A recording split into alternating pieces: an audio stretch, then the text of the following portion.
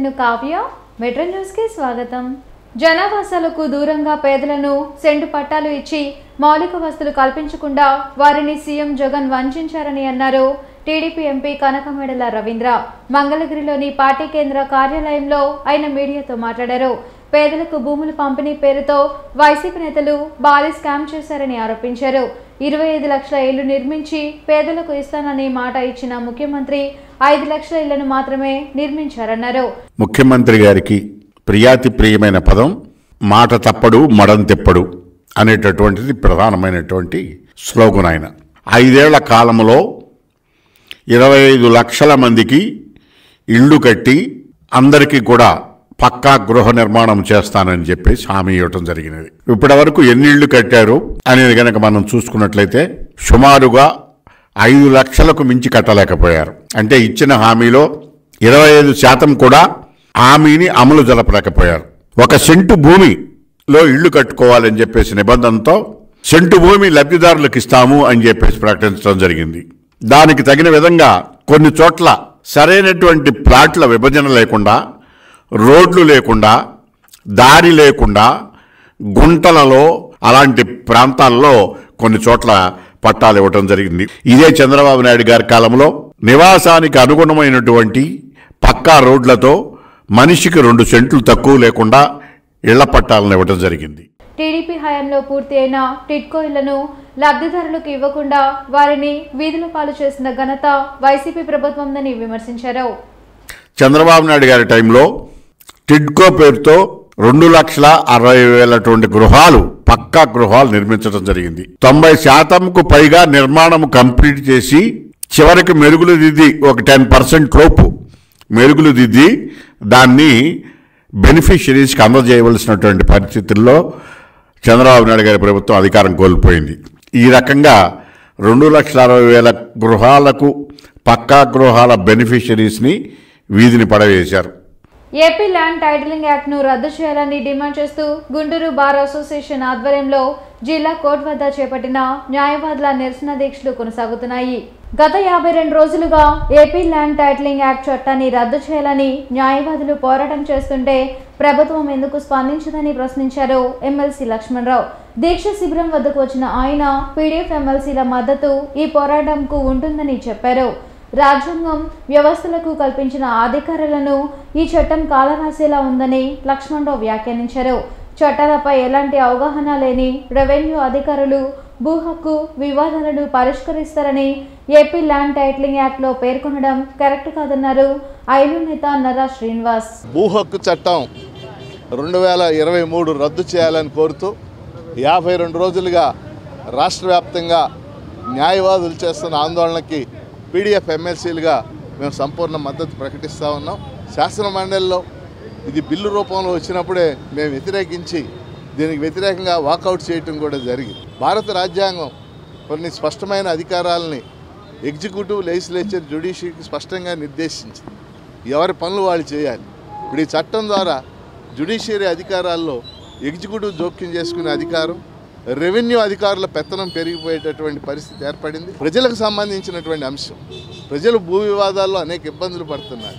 అది మొత్తం రెవెన్యూ శాఖ అధీనంలో కనుక చిక్కుకుంటే వాళ్ళు మరింత ఇబ్బందులు పడే పరిస్థితి ఉంది. అందువల్ల ఈ చట్టాన్ని రద్దు చేయాలని చెప్పేసి మేము కూడా డిమాండ్ చేస్తున్నాం. ఇవాళ గుంటూరు బార్ అసోసియేషన్ ఆధ్వర్యంలో జరుగుతున్నటువంటి ఈ ఆందోళనకి మేము సంపూర్ణ మద్దతు ప్రకటిస్తాం. ల్యాండ్ టైటిలింగ్ యాక్ట్ భూ హక్కు చట్టం అనేటువంటిది కొత్తగా ఆంధ్రప్రదేశ్ ప్రభుత్వం తీసుకొచ్చింది.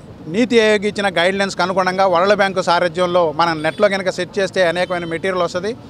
ఈ విధంగా భూమిని కూడా ఒక వ్యాపార వస్తువుగా తయారు చేసి ఆ వ్యాపార ట్రాన్సాక్షన్ జరిగేటట్టుగా, పారిశ్రామికవేత్తలకు సహాయపడేటట్టుగా, తొందరగా సత్వరంగా భూసేకరణ చేసేటట్లు, భూ వివాదం వచ్చేటట్లయితే రెవెన్యూ అధికారులు ఎడ్యుకేట్ చేయడం అనేటువంటిది చాలా దుర్మార్గం.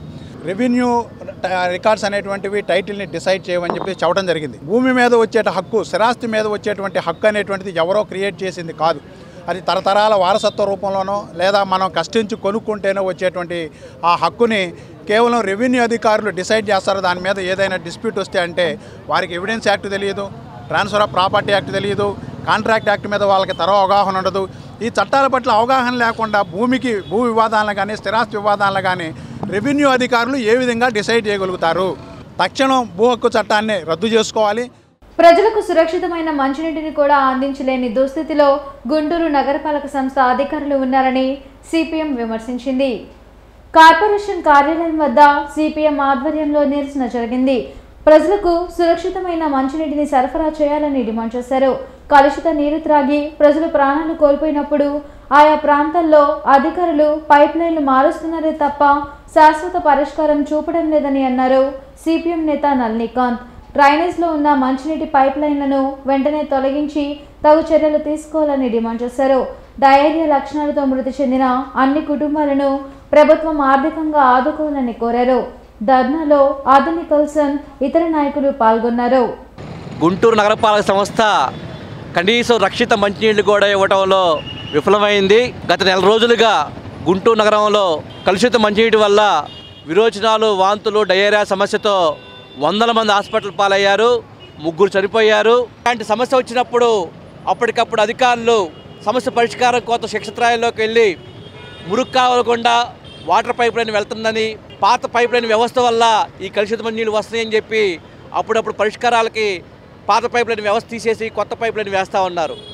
అయితే మేము ప్రభుత్వాన్ని డిమాండ్ చేస్తూ ఉంది, ప్రజలు చచ్చిపోయినప్పుడు స్పందించడం కాదు, ఈ సమస్య గుంటూరు నగరం మొత్తంగా ఉంది. గుంటూరు నగరంలో చాలా ప్రాంతాల్లో కాలం చెల్లిన పాత పైప్ లైన్ వ్యవస్థ ఉంది. కానీ మేము ప్రభుత్వాన్ని, నగరపాలక సంస్థ డిమాండ్ చేస్తుంది, ఈ సమస్య గుంటూరు నగరం మొత్తం ఉంది కాబట్టి నగరం మొత్తంగా కూడా ఎక్కడైతే పాత పైప్ లైన్ వ్యవస్థ ఉందో దాన్ని తీసివేయాలని చెప్పి డిమాండ్ చేస్తూ ఉన్నాం. మురుగు కాలువల గుండా లేదా డ్రైనేజీ వ్యవస్థ ద్వారా మంచినీటి పైప్ లైన్ వ్యవస్థ ఎక్కడైతే ఉందో వాటిని తీసేసి కొత్త పైప్ లైన్ వ్యవస్థ వేయాలని చెప్పి డిమాండ్ చేస్తూ ఉన్నాం.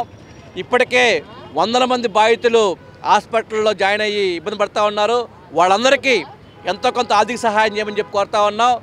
తాత్కాలిక ప్రాతిపదికన కాకుండా శాశ్వత ప్రాతిపదికన ఈ కలుషిత మంచినీటి సమస్యను పరిష్కారం చేయాలని చెప్పి సిపిఎం పార్టీకి డిమాండ్ చేస్తూ ఉన్నాం. అమరావతిలోని అమరలింగేశ్వర స్వామి దేవాలయంలో చోరీ జరిగింది.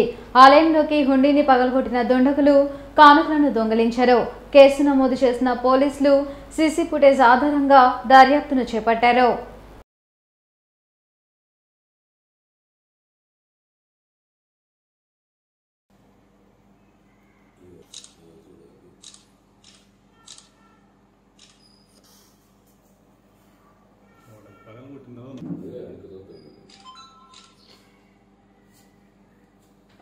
దానికి మధ్యలో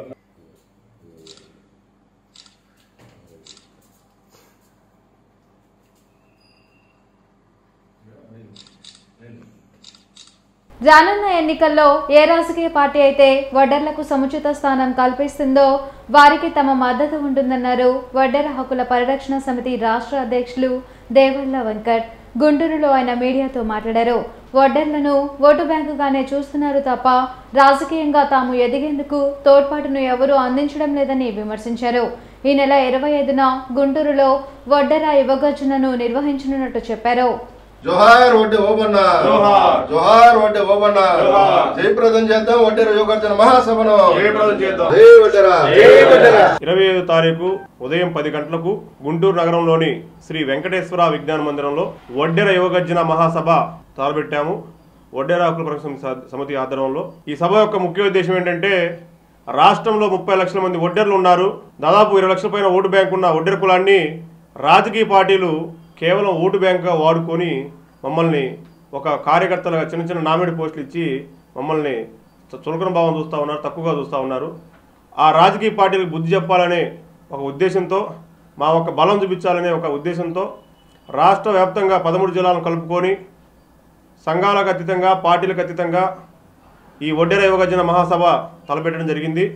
ఈ వడ్డెర యువగర్జన మహాసభ ముఖ్య ఉద్దేశం ఏంటంటే, రాష్ట్రంలో 30 లక్షల మంది జనాభా ఉన్న వడ్డెర కులానికి ఏ రాజకీయ పార్టీ అయితే 2 ఎమ్మెల్యే సీట్లు, 1 ఎంపీ సీటు కేటాయించి మా కులానికి రాజకీయ అవకాశాలు కల్పిస్తారో, ఎప్పటి నుంచో డిమాండ్ ఉంది. 30-40 ఏళ్ళ నుంచి ఎస్టీ డిమాండ్ కోసం పోరాడుతూ ఉన్నాం. ఆ అంశం మీద కూడా రాజకీయ పార్టీ స్పష్టత వైఖరి తెలియజేసే పార్టీలకి మా మద్దతు ఉంటుందని ఈ సభ యొక్క ముఖ్య ఉద్దేశం. మరీ ముఖ్యంగా మా వడ్డెర్లో 30 లక్షల మంది జనాభా ఉన్నా కూడా ఈ రాజకీయ పార్టీలు కేవలం ఓటు బ్యాంక్గా వాడుకుంటా ఉన్నాయి. వాటి వైఖరి నిరసించు మా బలం ఏంటో చూపించే విధంగా ఈ వడ్డెర యువగర్జనని తలపెట్టాము. ఈ కార్యక్రమానికి అందరూ కూడా తరలి వచ్చి జయప్రదం చేయాల్సిందిగా కోరుకుంటూ ఈ వార్తలు ఇంతటితో సమాప్తం. నమస్కారం.